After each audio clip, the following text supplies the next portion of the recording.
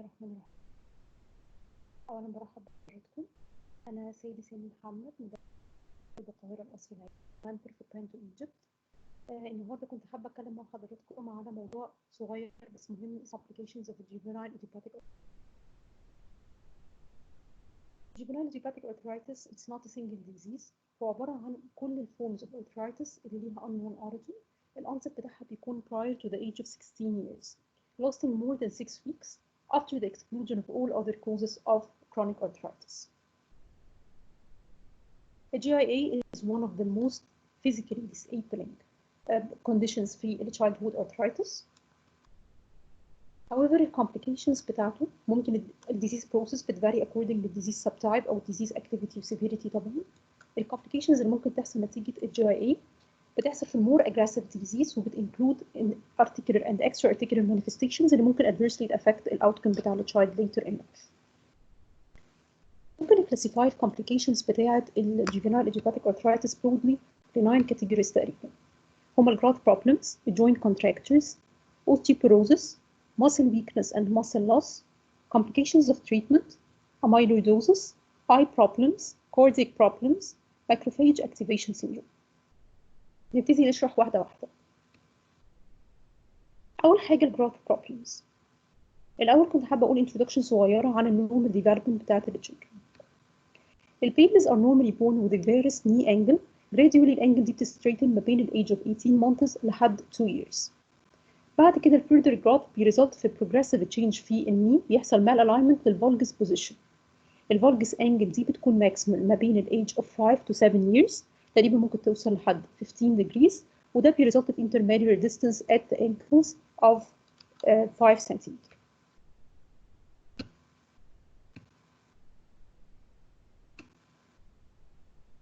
عشان كده المودريت degrees من الني فارس اللي هي البولكس او الني فالجس اللي هي النوك نيس بتبقى common في الchildren بتبقى usually normal. الفكر ده بيلستريت النورمال ديفلوبمنت بتاعت الchildren زي ما احنا شايفين ان عند الايدج بتاعت 1 year بيكون فيه فارس ني انجل، بعد كده بتتحول للفالجس ني انجل عند الايدج of 3 years لحد الايدج of 6 years وبعد كده الانجل دي بتبقى corrected later in life. طيب ايه اللي بيحصل في الكرونيك juvenile idiopathic arthritis؟ اللي بيحصل ان growth retardation بيحصل فيهم as a result of chronic inflammation. الكرونيك inflammation ده بيعمل stiffness وبيعمل deformation للaffected joint وده بيأفكت البودي ستيتشر وبيخليها ان هي تبقى reduced.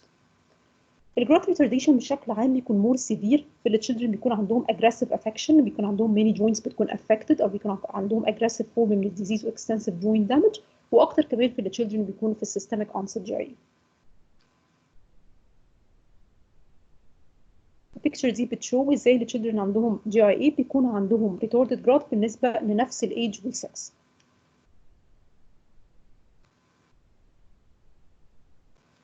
طيب ازاي growth retardation بيحصل as a result of chronic inflammation؟ لانه chronic inflammation ده بيبقى associated بالproduction of high levels من pro-inflammatory cytokines اللي اهمهم الانترلوكين 1 انترلوكين 6 والتي ان اف الفا. السيتوكاينز دي بتقلل السكريشن of الجروث هرمون من البيتيوتري جلاند وده بيأفكت الجروث دايركتلي على الجروث بليتس بتاعت اللامبونز. في other factors ممكن contribute للديفلوبمنت بتاعت الجروث retardation في الجي اي، منها الاoccurrence of frequent infections، malnutrition، long term stress والسايد افكتس بتاعت البرولونجد كورتيكوستيرويد ثيرابي اللي بتتاخد في نسبه كبيره من البيشنتس عندهم جي اي for long term. وده figure بيلستريت ازاي الانفلاميشن بيريزولت في البرودكشن برو انفلاماتوري سايتوكاينز اللي قلنا عليهم التي ان اف الفا والانترلوكين 1 بيتا والانترلوكين 6 وده بيأفكت السكريشن اوف الجروث هرمون من البيتيوتري جلاند وبيأفكت الجروث هرمون بعد كده بيأفكت الجروث بليتس بتاعت اللامبونز. والاذر contributory factors زي المال نيوتريشن وزي الجلوكوكورتيكويد تريتمنت. اوكي زي ما بيحصل الجروث retardation دي بتبقى حاجه generalized، ممكن هو يحصل local growth disturbances طبعا as a result of the inflammation بيحصل عند السايتس اللي بيكون فيها chronic inflammation. بالذات في الايرلي اكتيف ديزيز الانفلاميشن بيزود الفاسكولاريتي بتاعه اللونج بونز وده بيعمل جروث فاكتور ريليس فبيريزلت في اوفر جروث اللي الافكتد ليمب وده الموست كومنلي ان هو يحصل، لكن much less commonly ممكن يحصل جروث سنتر دامج ويحصل premature fusion للابيفيزيال بليتس وده بيريزولت في اندر جروث للجكستا ارتيكولار بون اكستريميتيز وبالتالي يريزولت في ريديوسد بون لينث. عشان كده لو حصل unilateral knee arthritis ممكن يحصل leg length discrepancy as a result. الleg length difference لما بيكون ما بين 1 to 2 سنتيمتر بيكون functionally significant، لكن في differences up to 5 سنتيمتر أو more ممكن to occur في patients دول. مع ال child growth in minimal to moderate degrees من inequalities في leg length ممكن to disappear although inhibit persist في about 2/3 of the patients. Interestingly, significant leg length discrepancy بتحصل much less frequently في ال children اللي بيستخدموا intra-articular corticosteroids كانت بتستخدم فيهم to treat the inflammation. ال other anomalies اللي ممكن تحصل في الجروث في ال children عندهم JIA بت include micrognathia و developmental anomalies of hips. المايكروجناثيا بتحصل as a result of growth disturbance في المانديبل secondary chronic temporomandibular joint arthritis. early TMJ arthritis بتكون difficult to detect clinically في ال children اللي عندهم JIA. large percentage منهم بيبقوا asymptomatic although إنه في many منهم بيpresent ب symptoms of pain أو clicking sensation on opening and closing the mouth بيبقى مهم في examination to detect them. تاني complication نتكلم عليها هي joint contractures. طبعا inflammation بيعمل increased pressure و pain in and around the affected joint. عشان كده ال children دايما بيأزيوم ان هم ياخدوا the most comfortable position اللي هو بيكون دايما يخلي joint يبقى bent علشان يقلل intra-articular pressure. فده مع التايم بيريزلت في shortening في المسلز والتندن وبالتالي بيريزلت في joint contracture. الهايبر extension هي أول range of motion بتبقى lost في most of the joints، لكن الهيب جوينت اول حاجه والهول مارك اللي بيكون affected فيه هو اللوست الانترنال روتيشن اند فليكشن. كمان it should be noted ان joint contracture في الني ممكن تليد لفالجس deformity.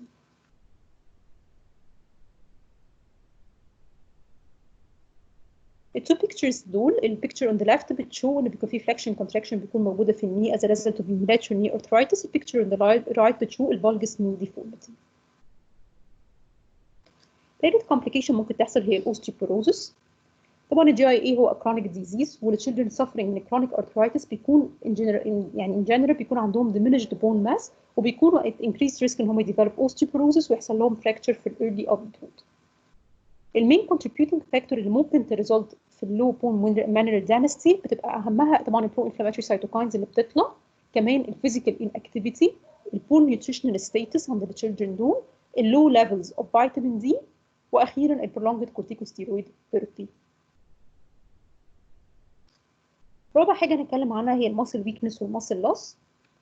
الchildren عندهم juvenile idiopathic arthritis بيسفر من muscle weakness. muscle weakness ممكن تكون generalized وده بيبقى part من physical inactivity، وممكن تكون localized muscle weakness وmuscle atrophy علشان الديسيوز atrophy اللي بتكون موجودة من عدم استخدام المصل، كمان الريفلكس inhibition اللي ممكن يحصل للمصل عشان وجود البين والافيوجن في النير باي جوينت. For example الاتروفي في vastus medialis بتحصل في البيشنتس اللي عندهم chronic knee arthritis. الاتروفي في الفور ارم ماسلز بتحصل في البيشنتس بيكون عندهم ريست ارثرايتس، وبيحصل اتروفي في الكاف ماسلز في البيشنتس اللي عندهم انكل ارثرايتس. الماسل شورتنج بعد كده بتريزلت مع prolonged disease course، وهو ده اللي بيريزلت في الجوينت contractures اللي قلنا عليها قبل كده. خامس complication وهي واحده من الموست important complications اللي ممكن to occur هي macrophage activation syndrome. Macrophage activation syndrome one of the most serious and life-threatening complications اللي ممكن تحصل في children اللي عندهم juvenile idiopathic arthritis, especially systemic onset type, to occur in about 5 to 8% of the patients. Macrophage activation syndrome is a form of reactive hemophagocytic lymphohistiocytosis. الماس most commonly بيحصل during the periods of active disease, especially early في disease course، لأنه تقريبا 20% من reported cases كانت بتبقى reported at the time of the initial diagnosis. كمان في many cases من macrophage activation syndrome بتبقى reported especially after the changes في medication including non-steroidal anti-inflammatory drugs والmethotrexate و TNF antagonist drugs. طيب clinically patients present sudden onset unremitting fever, encephalopathy, hepatomegaly، symptoms بتاعت liver insufficiency، coagulopathy with hemorrhagic manifestations، neurological symptoms lately present multiple organ failure.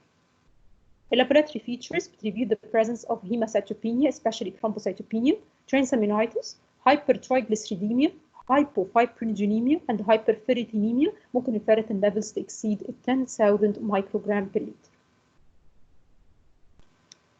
It should be noted إن the children عندهم active systemic onset JIA generally بيكون عندهم elevation في TLC count والneutrophil count والplatelet count والfibrinogen. عشان كده الsudden والsustained reduction في الماركرز دي in association مع وجود other clinical and laboratory features للماس strongly بيsuggest وجود الماس في children. The demonstration of the prominent hemophagocytosis في البون مارو أو في other tissues زي الليمف نودز وزي الليفر والسبين بيكون diagnostic، لكن في 40% of the cases تقريبا ممكن يكون في absence للتيشو hemophagocytosis في وجود الماس. دي picture بتاعت بون مارو بايوبسي بتشو الماكروفاج بالانجلفت RBCs. في محاضرة كاملة دكتور محمد حسن عاملها ماكروفاج اكتيفيشن سيندروم، وهي محاضرة هايلة وكفرنج كل الايشوز بتاعت الارتري. الكومبليكيشن نمبر 6 هي الكاردياك كومبليكيشنز. طبعا البريكارديال انفولفمنت بيبقى common في التشيلدرن عندهم systemic onset JIA especially، بيكون more common في التشيلدرن بيكون الديزيز onset بتاعتهم قبل الايج of 18 months. الكلاسيك presenting symptom بتكون chest pain with or without dyspnea بت increase on lying with the supine position. دي symptom بتاعت acute pericarditis. Although in most cases من precordial effusion but remain asymptomatic. Fortunately, cardiac tamponade is rare. Pericarditis ممكن to occur at any time during the disease course and is usually associated with a systemic exacerbation of disease. Much less commonly ممكن يحصل myocarditis أو endocarditis. Number 7 هي الأميلويدوزس. secondary amyloidosis هو one of the most severe complications اللي ممكن تحصل في systemic chronic inflammation as a result of deposition of the amyloid fibrils في الorgans وبيعمل secondary organ dysfunction. Secondary amyloidosis with complicated cases of chronically reactive JIA, especially systemic onset JIA. والonset بتاعتها بتبقى reported as early as 1 year أو as late as 23 years بعد الonset بتاعت الارثرايتس. It had been reported in mutations في ال FMF gene, ال MEFV gene بيبقى more frequent في الchildren عندهم JIA، وده ممكن يكون contributing factor بيزود طبعا الريسك بتاع الاميلويدوزس in these patients. المورتاليتي ريت في الاميلويدوزس is high if left untreated، والموست serious complications اللي ممكن تoccur في survivors هي renal failure. الموست critical في treatment of secondary amyloidosis هو control ال underlying disease activity، وكان في reports ل many cases حصل فيهم regression في الاميلويدوزس مع treatment ب TNF antagonist drugs والinterleukin 6 blockers. Complication number 8 هي ال eye problems, one of the most serious complications اللي ممكن تحصل في ال JIA. الuveitis associated with the JIA هو بيريبريزنت تقريبا من 20 ل 40% من كل الكيسز of uveitis في ال childhood. Predominantly الuveitis بتاعت ال JIA بتبقى chronic anterior non-granulomatous inflammation بيoccur في الايرس and ciliary body what's called iridocyclitis, although ان في cases من granulomatous inflammation have been reported برضه بس much less common. الفريكونسي بتاعت الuveitis بتvary according للdisease subtype. It occur most commonly في ال oligoarticular subtype but represent من 15 ل 20% of the cases and can reach up to 30% في extended oligoarticular subtype. It occur في 10% في psoriatic arthritis and 15 and 14% في polyarticular subtype. The disease بيكون bilateral in about 80% of the cases. The typical patients JIA اللي بيجيله uveitis بيكون دايما young girl اللي عندهم early onset للdisease أقل من 7 years واللي بيكونوا anti-nuclear antibody positive.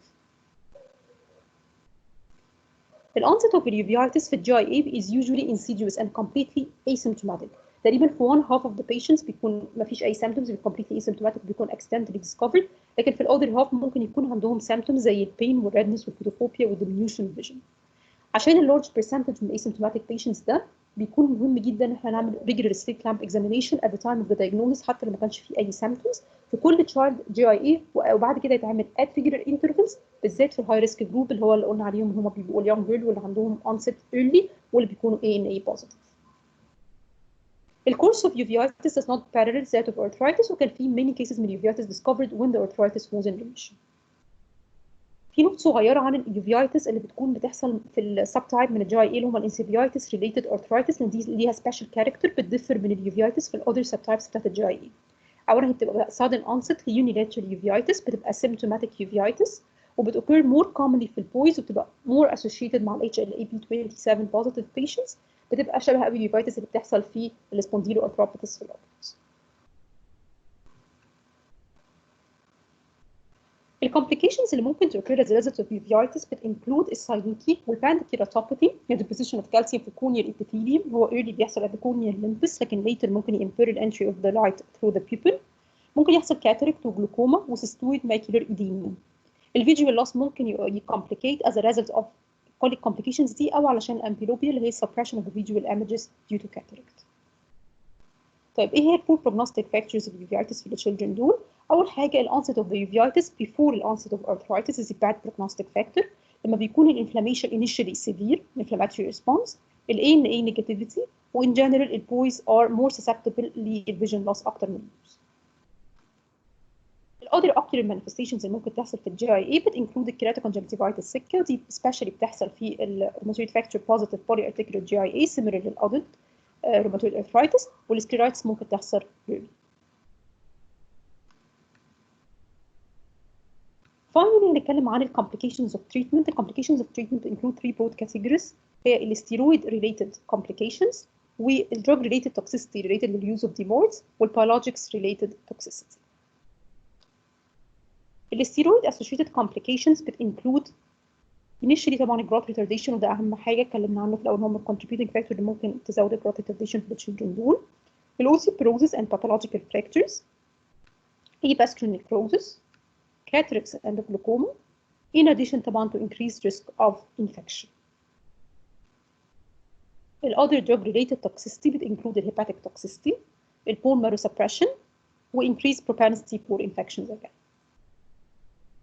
The biologics-related toxicity would include reactivation related tuberculosis with increased risk for other opportunistic infections. A demyelinating disease and drug-induced lupus occur mainly with TNF antagonist drugs and leukocytoclastic vasculitis cases. The references بتاعت التوك. So to conclude, JIA is one of the most disabling causes of chronic arthritis for the children. Many intra-articular and extra-articular complications can override the disease course, especially for aggressive arthritis states. Proper control of the disease activity, wise use of anti-rheumatic medications, and early management of these complications can prevent many of these complications which can adversely affect the child's quality of life. And thank you. في النهاية أنا حابة أشكر الأودينس جدا، أتمنى أن يكون الفيديو مفيد لحضراتكم. شكرا لكم. سلام عليكم.